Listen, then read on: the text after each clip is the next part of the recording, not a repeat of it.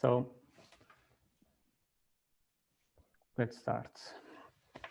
Welcome everyone. Welcome to the third Stellaxius Talks 2020. We are halfway through our 5-day sessions that we put together for this year event. Unfortunately, we couldn't do it face-to-face like we did last year. Well, COVID doesn't allow us. Hopefully next year we will be all in the same room again. Unlike the previous session, today we need to have it in English, given that we have an international panel. So I think that is okay for everyone. Today's session will be on a very trendy topic, AI and how to support it on the sales function.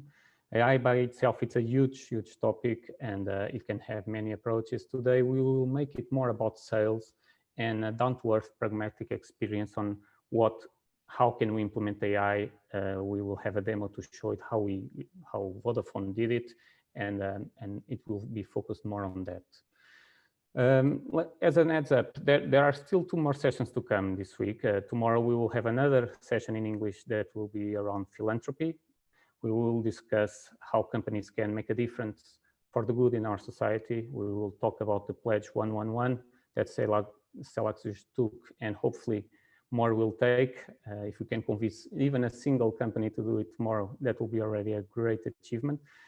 We will have also a panel with Salesforce, with Muna, which is a Salesforce regional VP at Salesforce.org, and Fernando Braz, our country lead in Portugal, to tell us how Salesforce always supports non-profit organizations. And to that, we also have a partner of ours, Movement on the Ground, where we implemented Salesforce.org. It's a non-profit that will explain a little bit what's happening in that world. On Friday, we will have another interesting topic on customer support. How can we do customer support remotely? We will have the Bernardo Serralhas, the New Vision CEO, and André Contino from Salesforce debating that. So 2 very good sessions coming this week still, but let's focus today on our session that is on AI. During this session, I just want to let you know that there below you have a place to ask questions. We will try to answer them during the session. If we leave it to the end, we will wait. We will have some time at the end of the session to answer those questions. If time is not enough, we will also explain how you can enroll into have a one-to-one chat with one of our consultants at Stellaxius. So we don't want to leave any question unanswered. Stay tuned and we will let you know how. Okay, so let's get to our panel and to our guests. So we all know that AI is a reality, right? Everybody is hearing about artificial intelligence. It is here to stay. It's in our lives. It's in our technology. It's becoming a commodity, like any innovation with time becomes a commodity. But there's still some questions on that are still unclear. So what are the real benefits of AI? Or what are the risks of applying this technology also in several areas? There is a lot to cover. As I said, we will focus it more on the sales, but I will let first, and I will introduce all my guests here. Let me start by thanking you for being available to join this session. I will start with myself. So I'm Daniel Marujo. I'm General Manager at Stellaxius. I will be the moderator today. So if I pull this off right, I will be the one talking the least, which for the people that know me, it's quite an accomplishment for me if I can manage to do that. But I have very good guests that I'm sure they will make sure I don't speak too much. So Elaine, you want to go next? Oh, hi everyone, and thank you, Daniel, for inviting me to join you on this session. So I'm Elaine Green. I work at Vodafone as the Business Demand Manager. I've worked here at Vodafone now for 14 years and have been primarily responsible for our global instance of Salesforce. I think my reason for joining the call today, and just by way of sort of what you can expect from me, is to talk to you about our use of AI and analytics here at Vodafone and show you a quick demo. Thank you, Elaine. Andrea, you want to go next? Sure. So good afternoon, everyone. First of all, I would like to say thank you for joining us today. My name is Andrea Diaz, and I'm the Senior Business Analyst at Stellaxius. I have more or less 13 years of experience on business analyst and a little bit more of 6 years on Salesforce. And today I will be sharing the experience that what I have learned on AI and analytics projects, and also the challenges that we have faced implementing AI and analytics, and when we try to help our sales community. And also I will be happy to share and run a demo with Elaine on what we have done. Thank you, Andrea. Tiago. Hello, my name is Tiago Machado. I'm an account executive at Salesforce here for Portugal since 3 years. I've been in the IT areas for more than 20 years, and I was a customer of Salesforce since 2008. It was very previous years of Salesforce, so I also saw how the product evolved. And today is a very important topic we will discuss. And the main thing here is, what if now Salesforce, or what if the technology can help you to focus on the deals, or to focus on the activities where the numbers are, or the money is to crunch your quota, or to reach your goals. So this is the key topic I want to address here with you guys today. Thank you, Tiago. Okay, so it's hard to conduct a session in these days without talking about the elephant in the room, right? Which is COVID. We are in a pandemic. It's been going on for a long time. It's probably not going away that soon. And interesting enough, already during the current year, Forrester launched a sales survey and a study that did several analyses on what are the key factors influencing the company's go-to strategy. So, of course, this year, the COVID concerns were top of the list. 18% of the customers said that COVID was their main concern. But then there are two others, which is the next, it came with 13%, the change in the customer buying preference, and 9% for self-directed digital buyers. So, Tiago, are you surprised with these numbers? Are these factors mostly due to the pandemic, or have you seen this trend happening before? I think those topics were already top of mind, especially here in Portugal. But of course, what COVID brought to the table is something unexpected, or something very difficult to manage. So of course, there will be changes.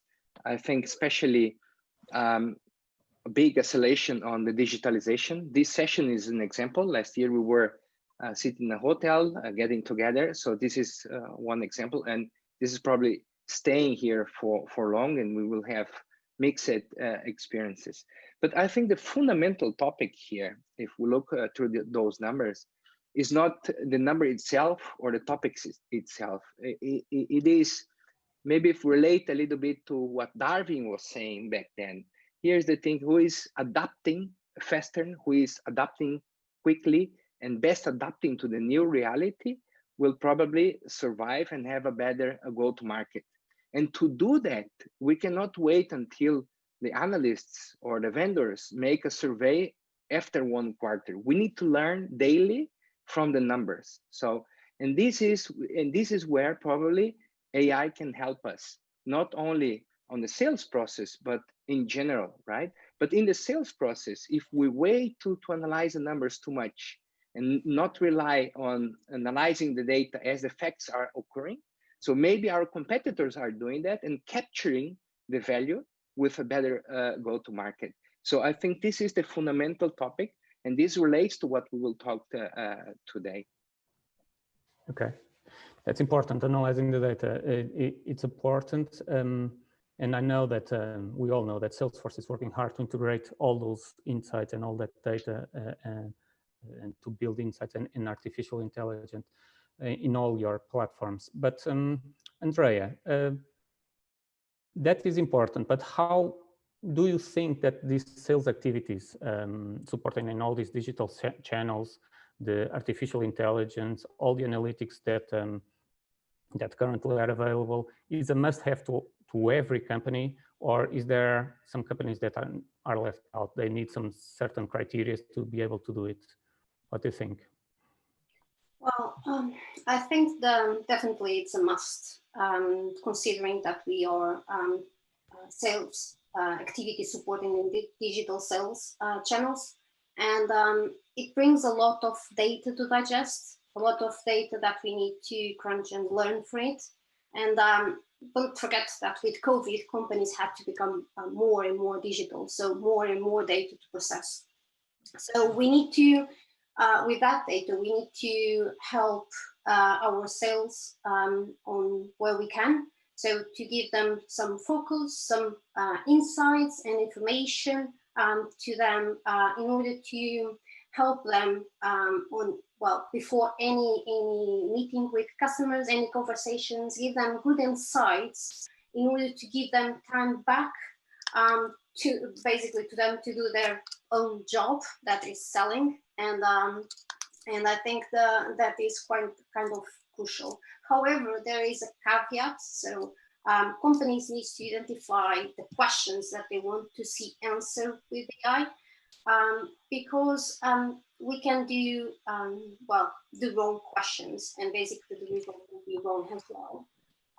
So I think we need to first identify the questions that we want. If we have the data in quantity and in meaning as well. So in summary, if you don't have data, it will be difficult to do AI. But if you have data, what questions do you want to see answered? And also, depending on the tool that you will be using, and there are some limits of minimum data that you need to have in order to enable some of the AI components out of the box. So you can have data, you just need to have the criteria, the minimum criteria. And well, Tiago will help me here, but I can give you a Salesforce example. And for instance, in order to enable the opportunity score, that is one of the AI capabilities, you need to have 200 close won and 200 close lost opportunities in the last 3 years. So also you can piggyback on that one with small set of data. So it's kind of a balance of the data that you have and the questions that you have and the tools that you have available. Okay, well, as they usually say, no data, no AI, right? Or bad data, bad AI. It has been heard a lot. Well, data is something that certainly Vodafone doesn't lack of, right? It's a massive company, massive accounts, a lot of data. I gather that the difficult part must be how to handle all of that. But working in a large organization, Elaine, like Vodafone, and with all that data, it feels like Vodafone can be have a perfect setup to drive some insights. Do you think that your sales teams now already expect that out of the tools? Even more now that they cannot have face-to-face meetings and go to customer offices.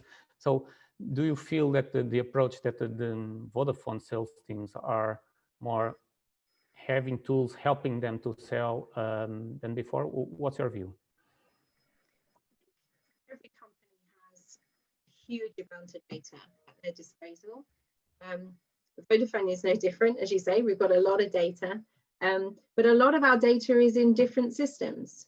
And so sales may have to access multiple systems to understand single points of data, and whether they can bring all of that together and understand it, connect those dots to understand it, and do something with it is another question.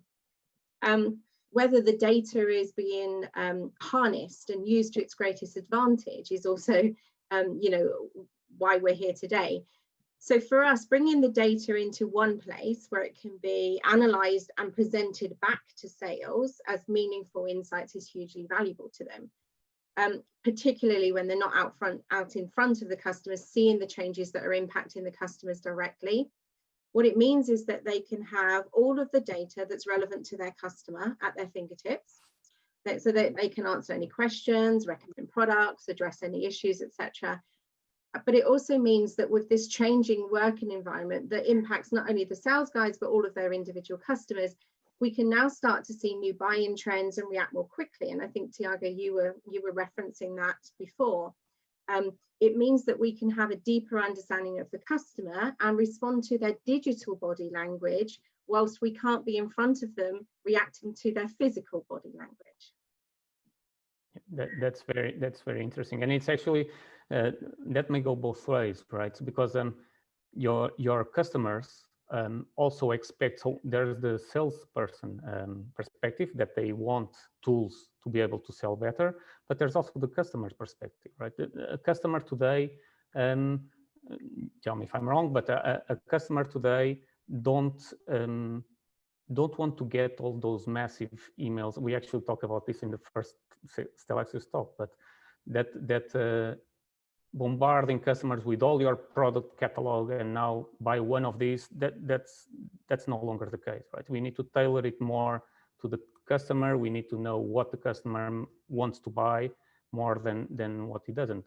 So on this study from Forrester, they also looked at that, at what does the customer look at a B2B seller profile? What they expect out of a B2B seller, right? And the three top, I can share this study after this call if you want. It's interesting. I can find a way to get to you and to our listeners as well. But the top three most important attributes that is found for a B2B seller was, first, strong active listening skills, 13%, good problem-solving capabilities, 13% as well. I would consider these two more or less traditional, and I don't think that they are a surprise. But coming third is leads with insights. So it's that third one requires, if the customer expects that out of companies, it requires that the companies prepare themselves and that they know more about the customer industry. They know more about what ticks that customer so that they can present the best options, right? So, Andrea, how do you see companies taking more advantage of data, right? How can they get there? We all already mentioned that data is very important, and getting these insights, it's impossible with no data. But how can we get the customers to treat this data? What are the steps to get there? And even on customers that may not have as the capabilities that Vodafone has, how can it be used also in low-level digital processes? Well, AI is a journey, and data is a prerequisite for to get that journey started. And potentially some of the data that company needs to answer the questions that they want to see the AI answering. It looks like I'm saying answering several times, that is AI answering and the data is answering. But it will be good to digitize first the processes that will be supporting the data that they want, and also the questions that they want to see answered, right? But also, well, bringing COVID to the equation, like we are, that we are bringing all the questions. I think will be also an opportunity to companies to revisit their processes, digitize them, and also to give the opportunity to them to start the AI journey.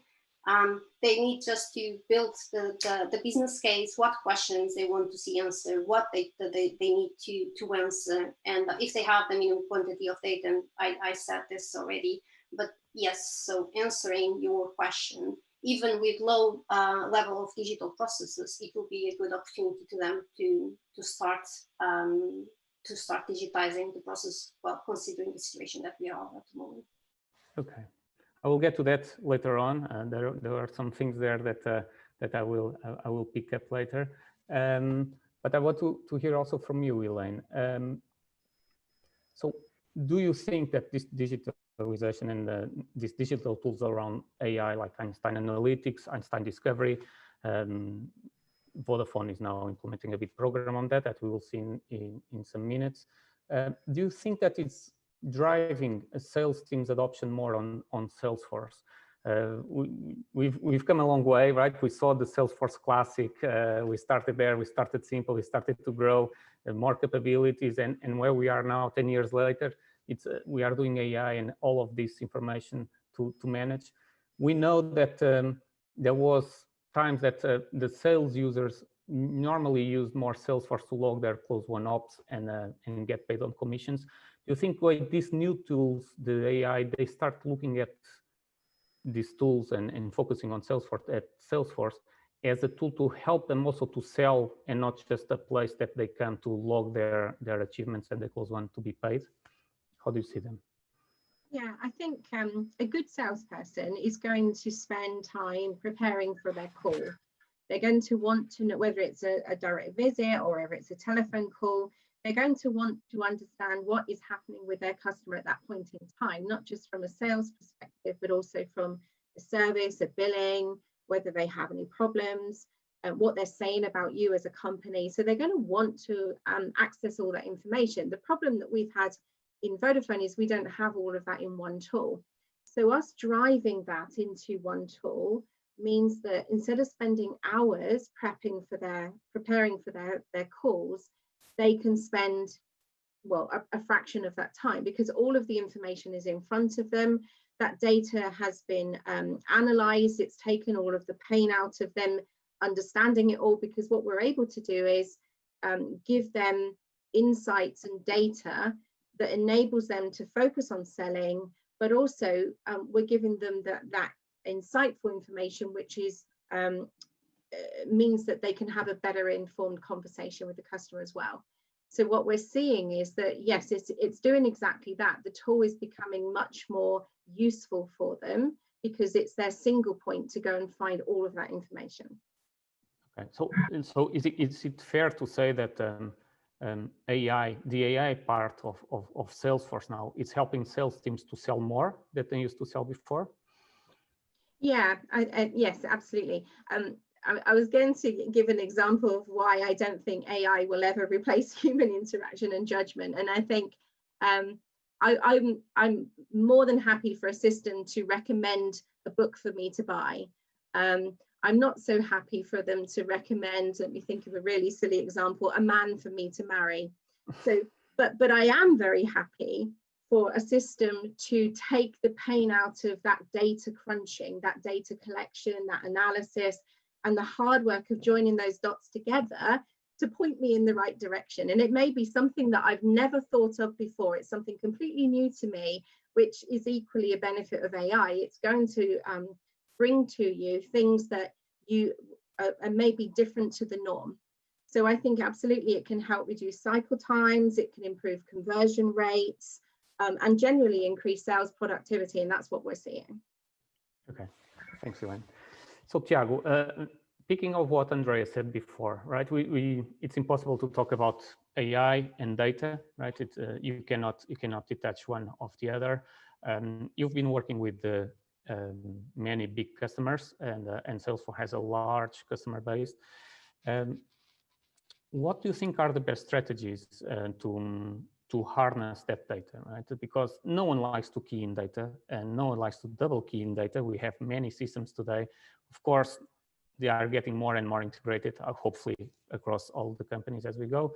But getting the data in the systems to actually be able to do AI, it's a big maybe, but maybe the hardest part of it all, right? So what do you think are the best strategies that you've seen working in all the customers that you've been working on? What should we do to get more data? Well, I think here the key or the pressing issue is, or the fundamental issue is the change management piece. So if we collect the data, if we have the information, and now we implement all the AI capabilities that any system could have, the ones we have at Salesforce, and the management then of the sales teams start to rely on this AI to control the salespeople, this is not going to work. So what is the best strategy is really relying in the data, relying in what the system is trying to tell you, or the guidance is giving to you, to, as Elaine said, to sell more, is to really leverage this potential, not use this as a control tool. This the team needs to see this as a benefit to them. Is this, if the sales guy understands that he sells more and gets more quota done and gets more commissions, so the systems needs to be aligned to that. So this is the strategy. If everything is aligned to the same direction, it's going to work. If it's not aligned, then forget it. You can have the best data, you can have the best systems, you can have everything. It's not going to work because the human element on that is going to prevent that to work. Okay. And then as we were also talking here, you said, Danielle, previously in the study, that a salesperson needs to have certain capabilities or some training or some elements as a behavior to sell. So I think data and AI and the tool is another, as you also mentioned, another capability that people needs to develop and needs to use. It needs to incorporate in the, I like to call it as a continuous improvement. So as we move on in life, things will appear, and I need to bring this to my personal life and leverage my capabilities on that. So I need to rely on that, but also, as Elaine said, the human factor needs to be there, and we use it internally at Salesforce. And sometimes Einstein is telling me, this is, you will not sell this opportunity because this and that, or the probability is very low. So it's also a competition for me because I want to beat Einstein. But it's not only to beat Einstein. I need to think about what do I have to do to increase this scoring, right? If Einstein is saying we don't have many references in this industry, so I need to think what is also important for this customer that I need to bring him to the table to avoid the customer comes to me and say, I will not buy from you because you don't have references in my industry. Thinking the B2B business. So the human element needs to be there, but I need also to look into the data, into the recommendations, and then absorb everything and bring it to life. I think this is the main thing. And then one final topic that I want also to comment on is I was having a customer meeting this week, and the customer said, look, now that you also use Salesforce, tell me how much time did you invested to prepare this meeting? And then I stopped. I was thinking, so, but how much time I invested on that? We use some capabilities of Einstein, of recommendation, also on what is the best next product and stuff like that. So, and then I was sitting there and thinking, I don't remember. I think it was minimal because all the content came to me to prepare for this meeting. And I was telling him, I say, it would look like it's not true, but it's true. I was meeting your team to prepare for the meeting, but I was not wasting or using my time here to create PowerPoints, to create a pitch. Einstein told me everything I should use with you. Of course, I'm not using everything, as you also said, Danielle. I don't want to pitch all our products to them. So I was also using this knowledge that Einstein brought to me to use in the meeting. So I think, as Elaine said, you want to better prepare using this data, but you also don't want to invest too much time researching. You want the preparation should come to you. So this is also part of the change management. This is also part of the project. This is part of also the strategy that is going to work the best. You want your salespeople in the streets or online now and selling and talking to customers, not wasting time on PowerPoints, researching and stuff like that. Okay. Interesting. Let me pick also on that. Looking at the panel, at attendees that we have today and the people that have joined the call, I see we have all sorts of companies here. We have from the SME and the SOL to the big, large companies, and I don't want to make this a session, and it's not intended to be a session about technology, but I think it's important because maybe our our friends from SMEs and so are looking into and listening to us and thinking, yeah, sure, well, Vodafone is huge. It's big budgets, big datas, and they can do a lot that I cannot because I'm just a small 40 people company. And how can I do that? I think what we are talking about here is two things, and I would like you, Tiago, then to please tell us a bit more. We are talking about AI, but we are also talking about what is called the customer 360, right? All this information in one place is getting the data, crunching it and displaying it like this is your customer in front of you. And I think the demo that we will see at Vodafone will show us a little bit of that. Not everything is AI. There are things on analytics that is just bringing, like Elaine was saying, bringing all the data into one place and make some sense out of it and some actions to be taken based on that, right?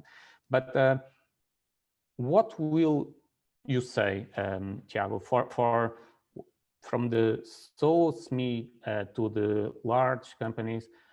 I bet the strategy, or maybe not, the level of maturity of these companies are different. What are the offer? What would you suggest to any products from Salesforce, or would you suggest any AI approach from the smallest company to the biggest one? Will it differ? How does Salesforce approach this, all the segments of customers? So just a quick topic before. My brother is a professor and researcher of University of North Carolina, and he's researching and writing for the magazine Nature and stuff like that. And he's also coding on R. His field is swine fever. So this was something on animals similar to COVID. And when I talked to him about what we say here in this context, what is the AI applied to our world of sales, then sometimes, as you said, not everything is AI. This is a lot of scoring, mathematician, statistics, but we put everything, and we call it Einstein at Salesforce. We say it's AI, but we need to remember this is AI applied to our world. We are not here in a medical field. We want to sell more. This is the topic we are discussing today. So I will give you 3 or 4 examples which I like, but we could have multiple applications. But something from very simple to something a little bit more complex.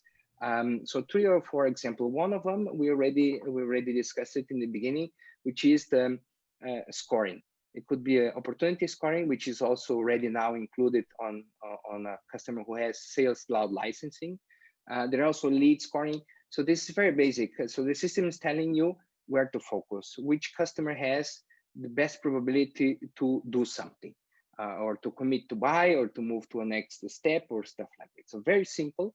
But for that, of course, we need, as we said from the beginning, we need data, because without the data, even people will not be able to judge that. Okay, in a mathematician way. So very simple scoring. You can start using it today. Is simple like that. Not too much effort to do that. So something a little bit more complex, and I now will bring the pharma industry around and mention another family member. My daddy was working for the pharma company and visiting doctors to recommend medicines, right? We know this industry work like that. So there is a relation between how many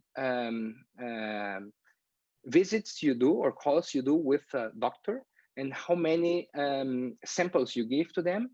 This will relate to how many prescriptions this person will give out and sell or recommend your medicines. But this is something very related to this individual. So it's very complex mathematical model, and it depends on a lot of things, and it's quite complex. But using Einstein is quite easy to have a chart and to know which doctors you should visit first and which doctors you can do all the efforts you want, they will never recommend your medicine. So to really analyze where to focus your activities.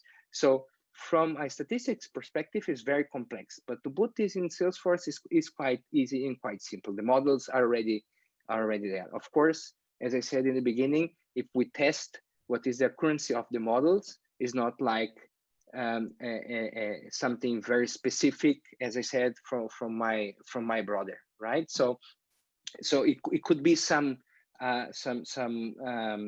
things on the accuracy there, and we need to always look into the model. But we want something very applied, and Einstein can help on that. Third example, which I like very much, and you can see videos on the internet. I have a colleague of mine, the guy who created Einstein for us a few years back, and he do a demo, very interesting demo. This is used by Coca-Cola. Is where the people from Coca-Cola come to the point of sales, and they make a picture of the freezer where you have the Cokes, right? And what Einstein is doing that is using deep learning, and this is called Einstein Vision, and is looking into this picture and checking if there is products were not from Coke in this point of sales, and then telling to the guy, look, you cannot put Pepsi on this Coke in this Coke space. And the second thing what Einstein is analyzing is what is happening in this area in the near future, if there is an event coming, and is also recommending to the salesperson what kind of products he should put in this specific point of sales and in this specific week. So there is also very complex mathematician model, and also a lot of image recognition activities going on. But if you look into the demo, it's quite easy to build and quite easy to implement. So three examples, and I'll give you one, which is the final one, which is an internal one, which we use. As Einstein is constantly telling me, look, this customer, and giving me all the data of this specific customer, and telling me this customer might be ready to buy this product of Salesforce, telling me why he thinks that, and giving me a pitch which I should go through with the customer. Of course, this is built by colleagues in strategy. It's quite complex to write there, but we have a lot of data. As you said, we have a very large customer base, and we have a lot of data of our customers, so we can do that. And this is one internal example. Okay. So just one question before we go to the demo from the Vodafone system. Tiago, last year, Salesforce bought, and I think it's still the biggest acquisition ever, you bought Tableau, which was already a very well-established AI tool with a great presentation. I have to say, better than the Einstein analytics one at the presentation level. So I was at Dreamforce last week. Unfortunately, there's no Dreamforce now, at least not physically. But it was the big buzz was, what will Salesforce do with Tableau? Because will they eat each other up? Will they merge? Will it be a completely different product? And just recently, we heard that Tableau and Einstein are merging. I think they are rebranding. So what can you tell us on that in 2-3 minutes, please? Yes, there is a big roadmap, and using our safe harbor statement, I need to say that you guys need to buy the products that are available, not on our roadmap. This is very important, and I need to say that before we talk about the future. So starting next year, we will launch a product which apparently will be called Analytics for CRM, and this will be already part of what is the combination of the two tools. For the customers here and for people who knows the two different tools, they were built for different objectives, and I think both have very interesting capabilities. And once we join them, I think we will have a very powerful analytics tool. And what I like for the moment as being at Salesforce is that we still they live together, and which is good. And analytics for CRM being inside of your CRM is very interesting to leverage the data you have in there. But if you need something also to work standalone, for the moment we have this as Tableau, and it's also very, very interesting. There is one example that I like very much is a soccer club in Portugal, They are using this for the scouting. I just published today also another example is another soccer team in Europe, which is using that to find athletes. And this is not really related to CRM. This is something completely different, which lives alone. So having this possibility for myself to do my sales is also very, very interesting. But the merge is also great, and I think we will see more and more capabilities coming in the two ends. So to finish up this statement, as we had Einstein Analytics inside already Salesforce, and having a Tableau in there and call this analytics for CRM, I think it's going to be great for everyone. That's very good. You need to give me those links. I need to give that to Balloon Answers, to my club, to see if they improve a little bit, because they certainly need it. So Elaine, we are going to go to the demo now. I think it's very interesting, and I'm really happy that we can share all the work. As I said before, looking back when we started, when we were looking at, oh, there, chatter is out, new feature is chatter, and all the small things we did over the years, and now we are doing what we are doing. It's very interesting. So before we go to the demo, I think it's good to give to everyone here on the call. Can you give a bit of introduction? What are we about to see? So it's called iCRM. I can say that already, which is Vodafone's intelligent CRM. That's the name of the program. But what is iCRM? What do you expect to achieve? And also, what were the biggest challenges? Just give us a bit overview so that our listeners and seers that is going to look the demo, understand it a bit better. Okay, so I think it's fair to say Vodafone made the decision a long time ago that we wouldn't use one single tool to manage all the stages of the customer lifecycle. So iCRM is our program where we're looking to generate intelligent customer insight by bringing data from multiple external sources and combining it with our sales data that's in Salesforce to create those insights for sales and that data that they're telling us that they need to prepare for their calls. It's really the start of a journey for us, because we've got quite a heroic roadmap ahead of us, but it is a journey of change. It's about creating that one-stop shop for sales, which allows them to focus on what they do best, which is obviously selling. And in terms of what you're going to see, in terms of what we've used, so we've used analytics to create a lot of dashboarding. We've brought our revenue data in, the usage of our products. We're generating or identifying white space so that we can point sales to where they may be able to sell next. And we've just started to do a bit of share of wallet analysis. So we're using analytics for all of that, but we're also using the discovery models to create those data sets, bring all of that data together, and start to model things like likelihood to win and time to close predictions.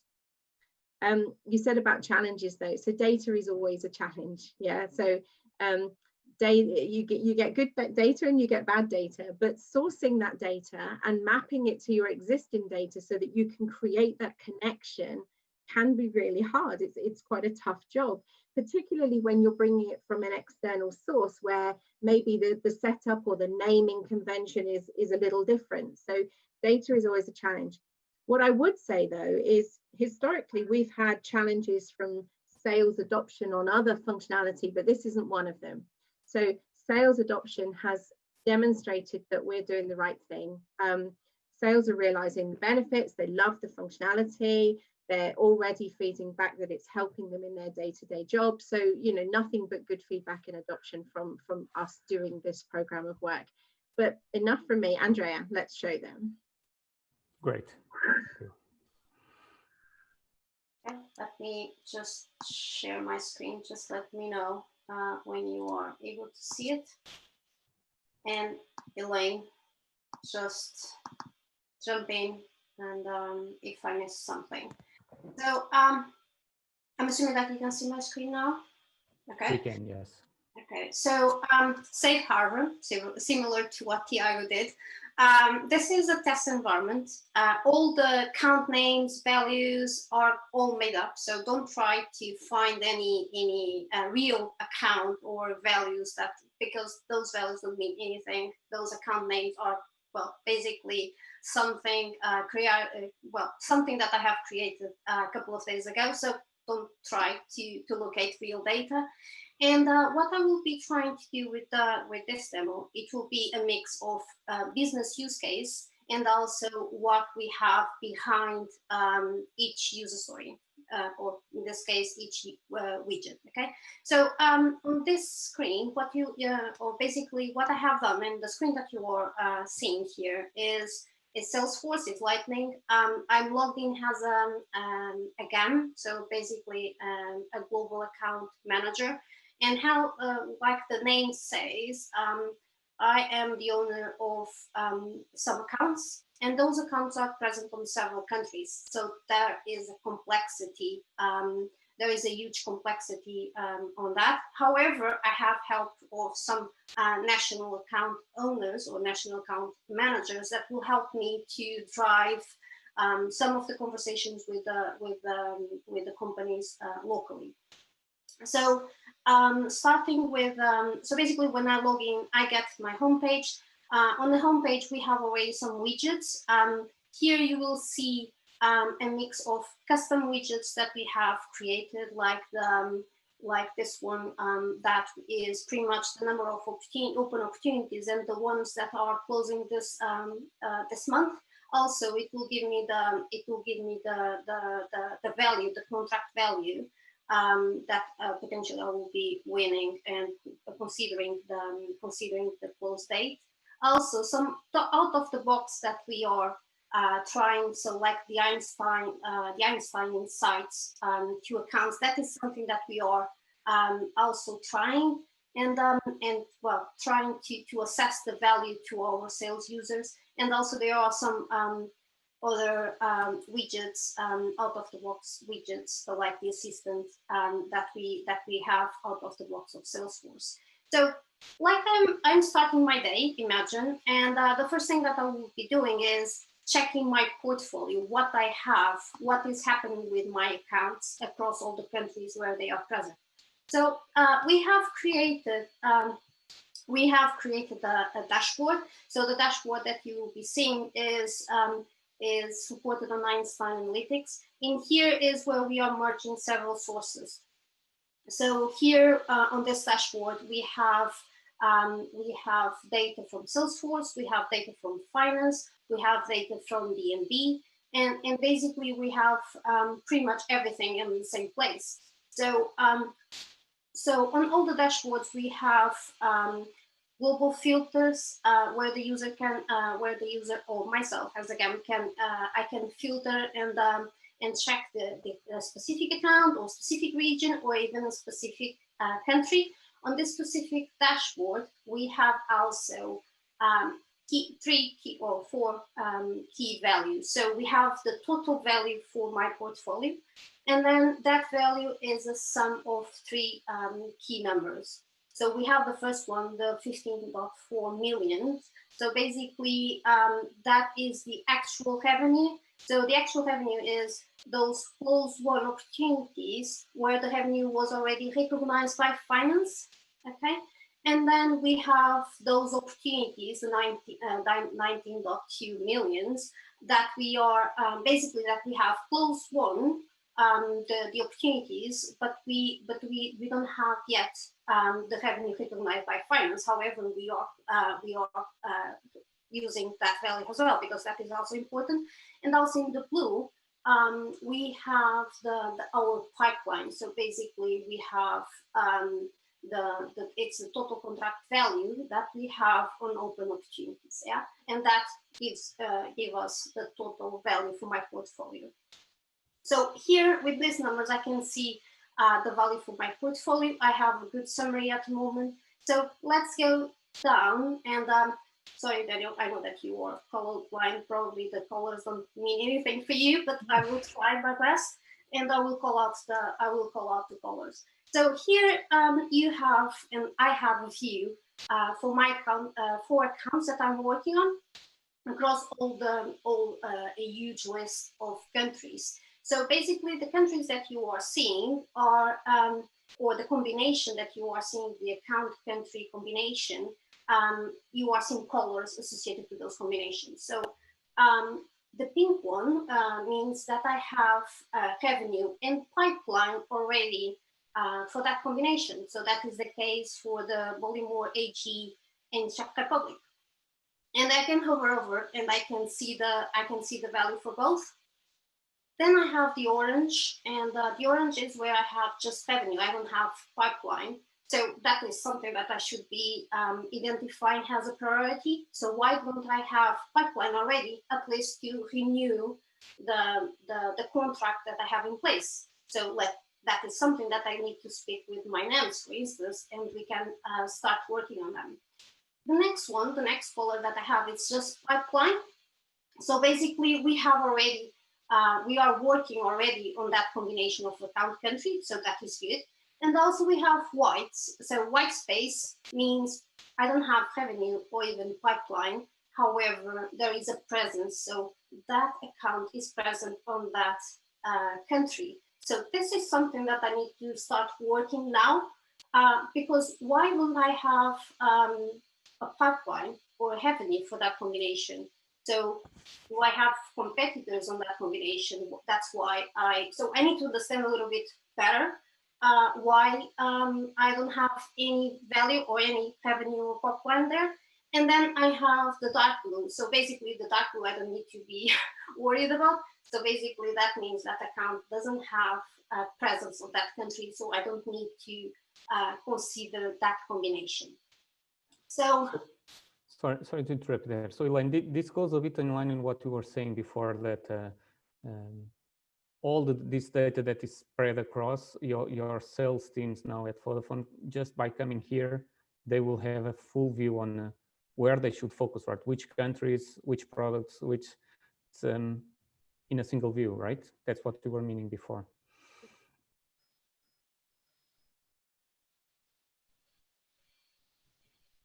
Okay.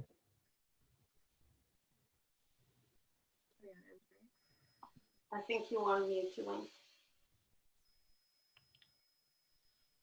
It's okay. Andrea, you can continue. I can answer that question. So one of the feedbacks that we got was that with this new widget, saves them like 30% of their time. So because today the finance data, like Elaine mentioned this in one of the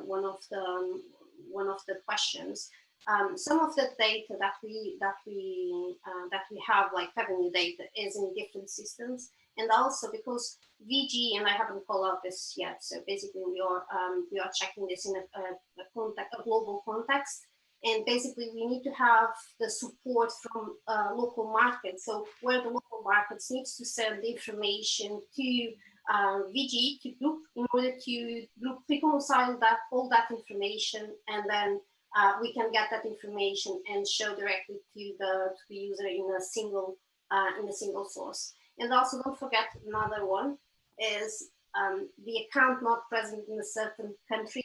That is also something that it's new, and basically we are telling our users that a certain account is not present on that country, and it is considering an external source. So that is also quite important. So I don't know if we have Elaine now. So can you hear me? Yes. Yeah, now we can. Yes. No, there wasn't much for me to add, to be honest, okay. Daniel. But yeah, you're absolutely right. This is one of the ways in which we are presenting the external data combined with the internal data. What I think Andrea will go on to talk about is that what we're able to do then is to turn this into recommendations, and to complete the process within our Salesforce instance. What we're doing is we're saying a recommendation is almost a lead. That lead can be converted to an opportunity, and then we can track that data through its whole process, so then we can understand where the recommendation's good or not so good, and what happened as a result. And then that allows us to not only measure the cycle that measures the whether or not we're seeing an increase in revenue, whether we're seeing opportunities close more quickly. It helps enable so many things. Thank you. So can we see more, Drea? Of time. What else do you have for us? So basically, like I said, and like Elaine was mentioning, one of the key priorities is have an increase of revenue and pipeline and a decrease of white space. Yeah. So basically, we want to attack all the combinations. So for that, we have recommendations. That is the screen that I will be showing you next. And here you will see the number of recommendations that we have for the same combination. So basically, account country, and then we can check how many, if we have more or less recommendations to each combination. And we can do exactly like Elaine was explaining. So we are considering as leads. So we are providing recommendations to our users at the account, country, and product family that with a certain level of propensity to the customer to buy. And we are supporting this on leads. We are allowing the user to accept that lead, and basically after they accept that lead, the lead will go up to this first list, and basically the user will qualify that lead and will convert that lead into an opportunity. And from there we can kind of manage the cycle, so we can see what was the propensity from a certain lead. It was converted, and what is the output of that opportunity. So basically, if it was close one, why it wasn't close one, or even when we are presenting recommendation to our users, we cannot forget that that part of the knowledge that we have on sales are on our sales users' brain. So we are trying to plug in a way to try to extract that information. So a way of extracting that information is, okay, so we are providing you a recommendation. Is that a valid recommendation? If not, can you reject that? And we can learn from that rejection. Why was that? What was the reason of that rejected recommendation? Yeah. So basically, this is where we are improving and working more and more. And we want to bring the size of the recommendation. We want to refine our recommendations, and that is just possible with the feedback of our end users, and also with bringing more and more data to our models. So going to the next, so basically we spoke about overall. Now we focus on white space and recommendations. The next one that we have is the pipeline. So on the pipeline is also something that we want to increase, right? So by having a good pipeline, it will also increase the probability of winning and getting more revenue. So with that, so all the dashboards that you are seeing, like I said, is supported on Einstein Analytics. This dashboard in particular, it will have analytics. So basically, it has I will show you the visuals on data that we have. Plus, I will be showing you also some AI capabilities. So first of all, let me just show you the interactivity of the dashboard. So as again, I can understand what is the situation and qualify which account I have more qualified value, on which category I have more qualified value. I can also check for other status of the opportunity. So basically, I can see on top the value that I have on my pipeline per stage, and I can play with the dashboard, and I can play with and all the widgets below that. It will adapt considering what I have selected on the top widget. So basically, it's kind of very interactive, and I can play with it, and it will show me, and it will work as a filter. So This is the potential for visuals, and it can give me a view of what is happening per account or what is happening per category of product. And okay, so I have that, and considering COVID, let's say, and coming back to COVID, potentially I'm a little bit behind on my numbers. So what capabilities I have, and this one and the next widget as well, are supported on Einstein Discovery products. And with this one, and like Elaine referred, we are checking the likelihood to win on my deals. So basically, you will see the likelihood to win percentage, and you will see the time, the expected time to close, considering the close date that I have on my opportunities. And the bubble size will be the value of my opportunity. Yeah, so the big ones will be the deals that have a big value. And also this one, so basically the colored ones again, sorry, then potentially you are not able to differentiate between them. So with this one, I can see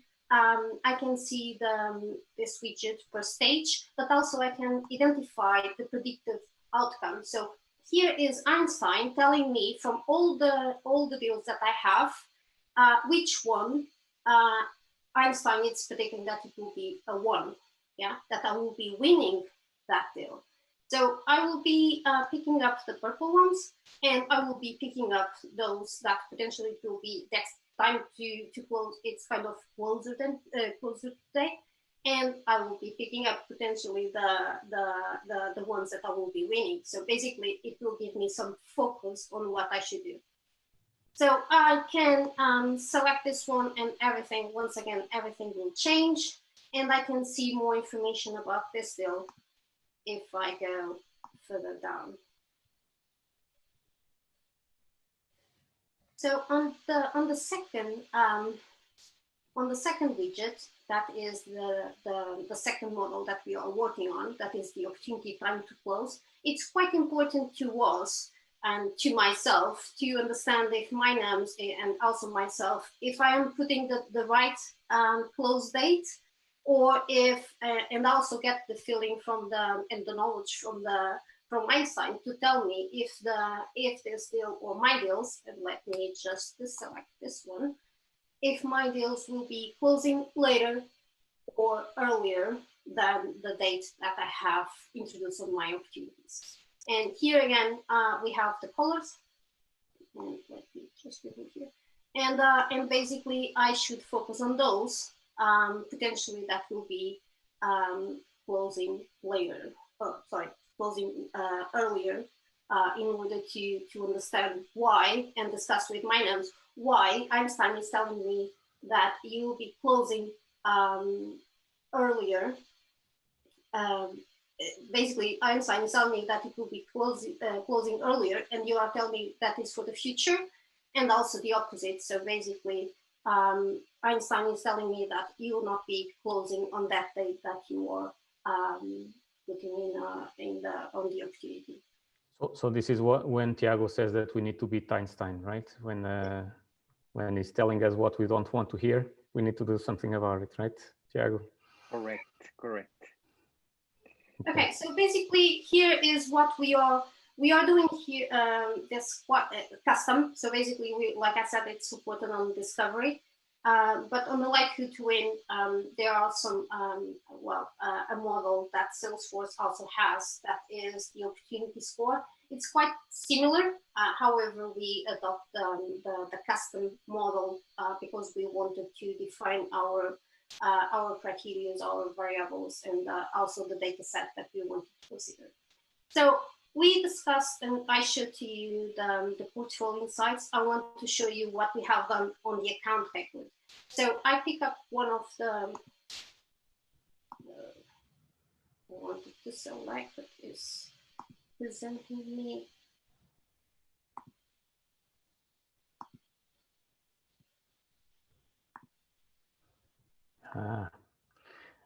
Sorry, I'm struggling with Zoom. Wait a second. It's a live demo. We cannot expect that it all goes well, right? That wouldn't be a live demo. Yeah, okay. The pages that I'm getting, I don't know how to remove this one, sorry. Maybe we start with the opportunity. Yeah, we can start with opportunity, sorry about that. So what we have done on the opportunity record was to give to give you a quick summary on top of the opportunity page. So basically with the key stats, so basically by loading the page, the opportunity page, the user will see the key stats related with this opportunity age, the days expected to close, how many times the close date have moved, how many days this opportunity spent on each stage, also the breakdown of products, and also I can toggle between TCV and quantity. And also I have a view on the activity breakdown. So each widget allows me also to see details and what roles are behind each number. So this is what we have done on opportunities. Like I said, we are trying other capabilities such as the opportunity score.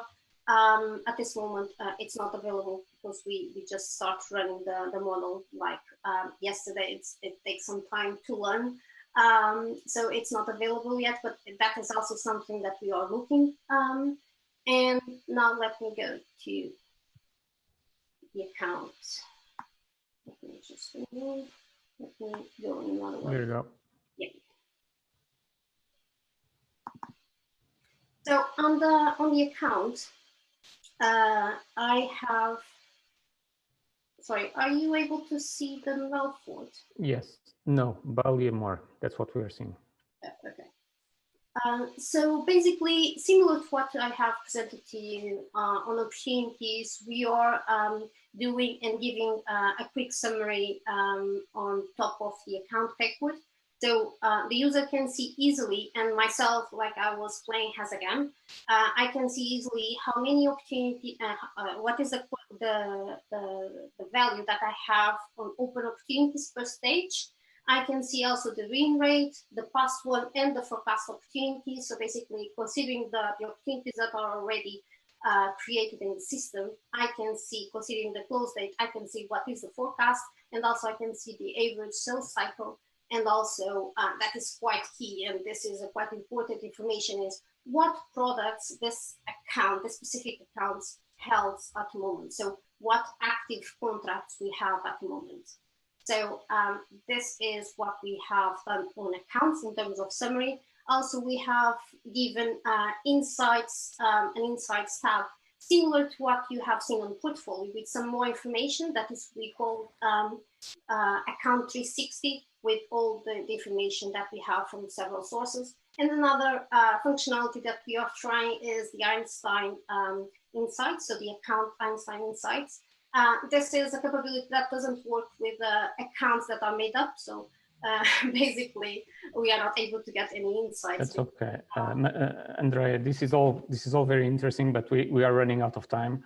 I think we shown there is a lot more to show. I know, but well, we cannot show everything, right? Maybe for a second session, who knows?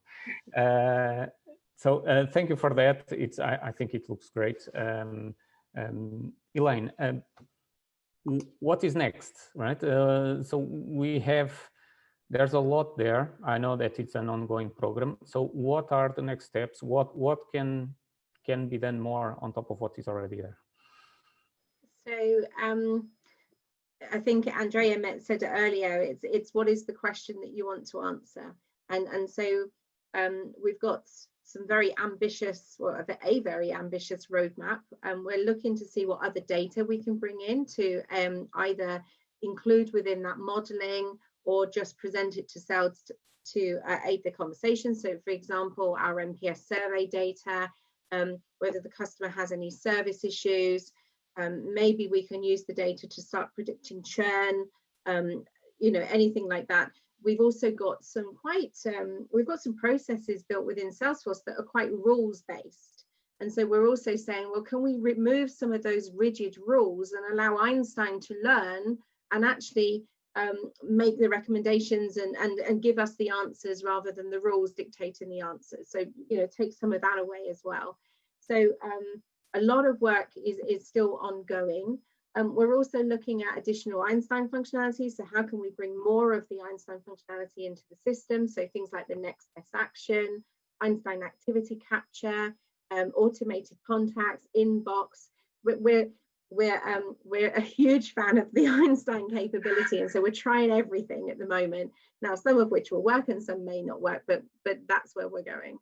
Okay, thank you. And one more question that it's actually on our panel as well, which is so what advice do you give for a company that wants to implement AI? Well, what would you recommend? If you are starting over, what would you do? Okay, so my personal view is that whilst it's tempting to try and build everything for day one, that can be overwhelming. Yeah, the analytics is very powerful. The modeling is very powerful. But if you build everything and present it to sales, they could be a little overwhelmed with it. So I think try and keep it simple to start off with. Find those few things that demonstrate very quickly the power and the value of the analytic or the model that you're using. It needs to be easy to present to sales, easy to understand, easy to identify the call to action or what they can do next. And ask sales, you know, what is that one or two things that are really going to make a difference to their day if you make it available to them. Okay, we are really running out of time, so I want to thank you, the three of you, for joining this session. It was brilliant. Thank you. But I don't want to let you go without a key takeaway from each of you. So, Tiago, what's the key advice for attendees that want to explore this topic further? I would say don't waste more time and do something. If you are not a customer of Salesforce and you can join our family, come in, we're very welcome. But if you are not a customer of Salesforce, if you will not buy Salesforce for any reason, okay, do it with other technology, but do something. You need to do something in that matter. Otherwise, your competitors are doing, so you need to be on top of that. Okay, thank you, Tiago. Andrea, any key takeaway you want to leave us with?